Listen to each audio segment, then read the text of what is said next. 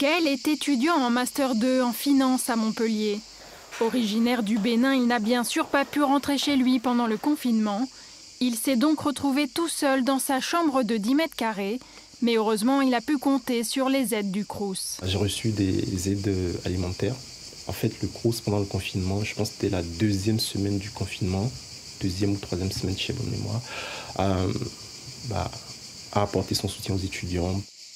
Dans toute la France, les Crous se sont mobilisés pour aider les étudiants les plus précaires.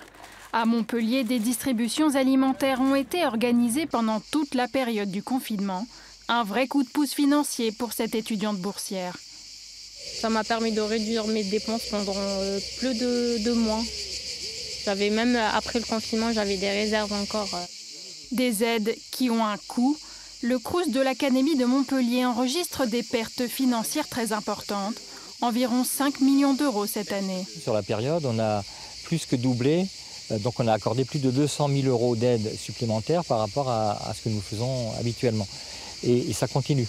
Muriel Ressiguier est co-rapporteuse de la mission sur le financement des Crous pendant la crise. Elle espère que le gouvernement respectera ses préconisations. S'il n'y avait pas eu les Crous pendant la crise, on a vu que les étudiants déjà qui ont faim de manière générale, hors crise, et dont la précarité augmente, auraient crevé de faim. Nous demandons dans le rapport la compensation intégrale des pertes qui, jusqu'à décembre, devrait s'élever, ça tous les acteurs sont d'accord, à 211 millions d'euros à peu près.